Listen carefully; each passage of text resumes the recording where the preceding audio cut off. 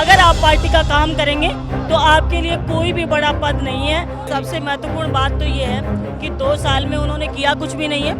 उनको हंगामा कराना था। इतना झूठ सदन के अंदर बोलते हैं जबकि झूठ बोलना मना है।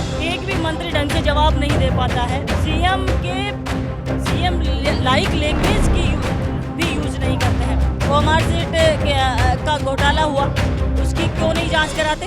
नमस्कार। तो इंदिरा मीणा हमारे साथ है, राजस्थान से कांग्रेस विधायक है और विनोद जाखड़ के शपथ ग्रहण समारोह में आई है। तो राजस्थान की सियासत से लेके सब चीज़ों पर इनसे बात करेंगे। मैम, सबसे पहले तो बहुत स्वागत है TV9 राजस्थान पर आपका। Thank you. विनोद जाखड़ के लिए आप क्या कहना चाहेंगे? कितनी मजबूत होगी NSUI और कितना मजबूत होगा विनोद जाखड़ के राष्ट्रीय अध्यक्ष बनने के बाद राजस्थान? विनोद जाखड़ के राष्ट्रीय अध्यक्ष बनने के बाद पूरा युवा वर्ग ये समझ सकता है कि आप अगर धरातल पे मेहनत करेंगे, आप जिस पद पर हो उस पद की महत्वता रखते हुए अगर आप पार्टी का काम करेंगे तो आपके लिए कोई भी बड़ा पद नहीं है। आप लोग हर पद को स्वीकार करने लायक होंगे, हर पद आपके लिए योग्य होगा।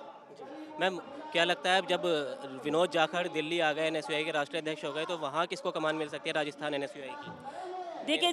देखिए जिस तरीके से राष्ट्रीय अध्यक्ष विनोद जाखड़ भाई बने हैं तो कोशिश रहेगी कि जो धरातल पर युवाओं के साथ खड़ा होने वाला कोई भी युवा हो, एक गरीब और किसान का जिस तरीके से दर्द लेकर चलने वाला कोई युवा हो, और जो धरातल पर NSUI को मजबूत कर सकता है राजस्थान के अंदर, ऐसा युवा राजस्थान के अंदर चुना जाना बहुत महत्वपूर्ण है।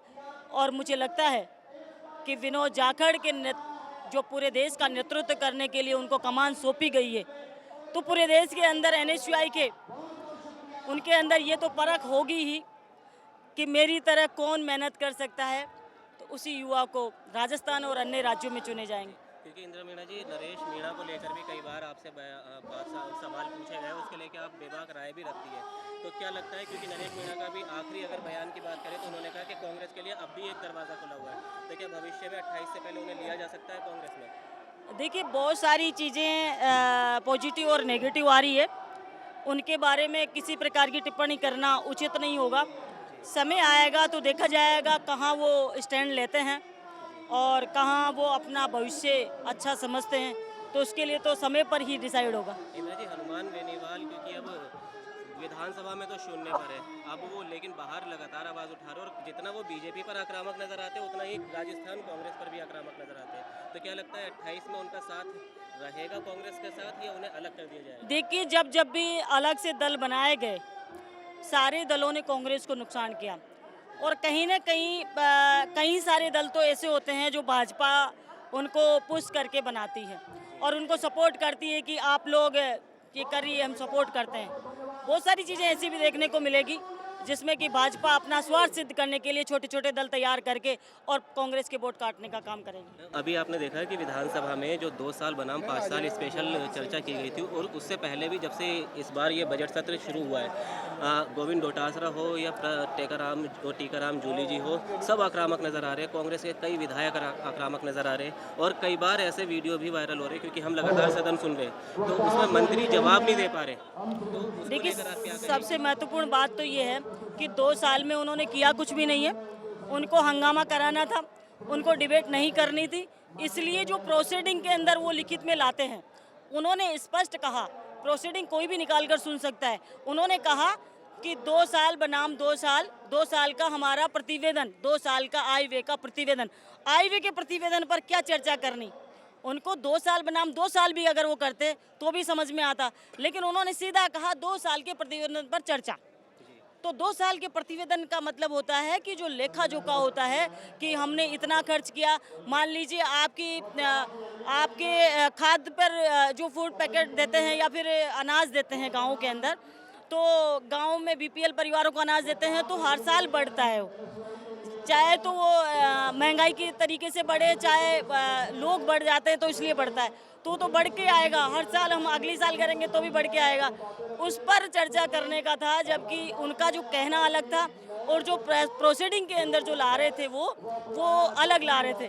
तो हमने यही कहा कि जो बात हुई है 2 साल बनाम 5 साल किया, और हमने क्या व्यवस्थाएं जनता को दी, आपने क्या दी, उस पर चर्चा होनी चाहिए, न कि प्रतिवेदन पर। तो प्रतिवेदन पर चर्चा होने का सवाल ही नहीं है और न ही उससे कोई रिजल्ट निकल रहा। जनता का हित हमने कितना किया, आपने कितना किया, जनता के लिए कितने लोयल आप रहे, कितने हम रहे, शिक्षा के अंदर हमने क्या किया, आपने क्या किया, इस पर चर्चा होनी थी।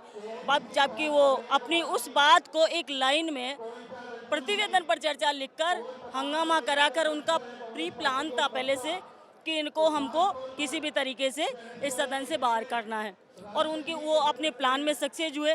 और आज क्योंकि राजस्थान की जनता आजकल पढ़े लिखे लोग हैं और ऑनलाइन सारा सिस्टम है, सब लोग देखते हैं कि सही क्या है गलत क्या है, तो सबको समझ में आ रहा है कि ये कितना झूठ सदन के अंदर बोलते हैं, जबकि झूठ बोलना मना है। एक भी मंत्री ढंग से जवाब नहीं दे पाता है। उसके अलावा कल सीएम साहब बोल रहे थे, वो सीएम लाइक लैंग्वेज की भी यूज नहीं करते हैं। जिस तरीके का भाषण होना चाहिए एक माननीय मुख्यमंत्री का, उस तरीके का भाषण उनका नहीं होता है हर बार जब भी देते हैं वो। लेकिन दुर्भाग्य है राजस्थान का कि ऐसे मुख्यमंत्री और ऐसे मंत्री बनाकर राजस्थान की जनता पर थोपे हुए हैं, जो कि मजबूर है जनता। 3 साल बाद में ये राजस्थान की जनता वापस से जवाब देगी कि क्या उनका रिजल्ट रहता है। कांग्रेस पार्टी धरातल पे लड़ रही है, संविधान को आगे रखते हुए जनता के हित के लिए कांग्रेस पार्टी लड़ रही है और उसका रिजल्ट 3 साल बाद मिलेगा। जी बस एक आखिरी सवाल कि जिस तरह आपने देखा कि अभी मुख्यमंत्री जी भी लगातार आरोप जो है वो उस पर साध रहे हैं और सिर फुटअव्वल की बात करते हैं सचिन पायलट और अशोक गहलोत को लेके, और जिस तरह भजनलाल सरकार अपना सीना ठोककर अपनी पीठ थपथपाती है पेपर लीक पे, तो उन दोनों सवालों पर आप क्या कहेंगे? देखिए, ओमार सीट का घोटाला हुआ, उसकी क्यों नहीं जांच कराते? हमने कहा, हमारे नेता, प्रतिपक्ष नेता और हमारे माननीय अध्यक्ष जी ने कई बार सदन में ये बात रखी है कि युवाओं को तुमने गुमराह करने का काम किया। क्या युवाओं के जो पेपर लीक मामले थे, क्या पिछले 5 सालों में हुए?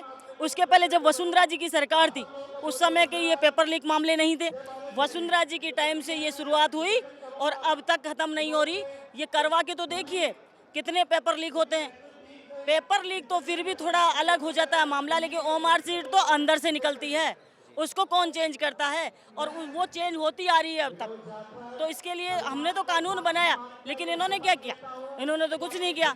जो हमने कार्रवाइयाँ की उनको ही पूरा किया इन्होंने। तो सारी की सारी कार्रवाइयाँ हमने करी, इन लोगों ने कुछ भी नहीं किया। इन्होंने तो केवल युवाओं को गुमराह करने का काम किया। और हम कांग्रेस तो अब भी चैलेंज कर रही है कि जितने भी इसके अंदर पेपर लीक मामले में सम्मिलित थे, उन सबको सजा दीजिए ना। डबल इंजन की केंद्र में, राज्य में तुम्हारी सरकार है, किसकी कमी है, कहाँ दिक्कत आ रही है? सारी एजेंसियों को आप यूज कर रहे हो, ईडी, सीबीआई, सबको आप यूज कर रहे हो।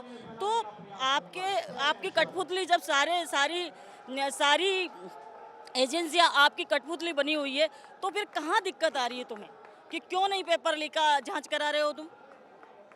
तो बहुत बड़ी बात है, सोचने का विषय है। युवाओं को समझना पड़ेगा और इनके खिलाफ सड़कों पर आना पड़ेगा, जब जाके ये झूठी सरकार अपने ओरिजिनल उस पे आएगी और इसको हम 3 साल बाद में ये पूरा रिजल्ट मिलेगा, ये मैं कहना चाहूँगी। इंद्र जी, गुटबाजी बीजेपी में या कांग्रेस में राजस्थान में? देखिए, गुटबाजी का पता तो इनको अब चलेगा, धीरे धीरे समय आ रहा है। दिल्ली से लेके राजस्थान और पूरे देश के अंदर इनकी गुटबाजी नज़र आएगी, क्योंकि इन्होंने जो भ्रष्टाचार करके इतना तगड़ा पैसा कमाया है और उस पैसा कमाने में एक दूसरे की अब नज़र पड़ने लगी है और अब शुरुआत हो गई है। बीजेपी की उल्टी गिनती शुरू हो गई है। ये अपने सवालों से बचने के लिए और कहीं और कोई सवाल नहीं पूछ ले, इसके लिए कांग्रेस के ऊपर गुटबाजी के आरोप लगाकर अपने आप को बस बचाते हैं। बाकी ये बचने वाले हैं नहीं, क्योंकि इनका जो समय था वो पूरा हो गया है। बहुत बहुत धन्यवाद इंदिरा जी आपका हमसे बात करने के लिए। आपकी क्या राय है आप भी अपने कमेंट बॉक्स में ज़रूर बताएं।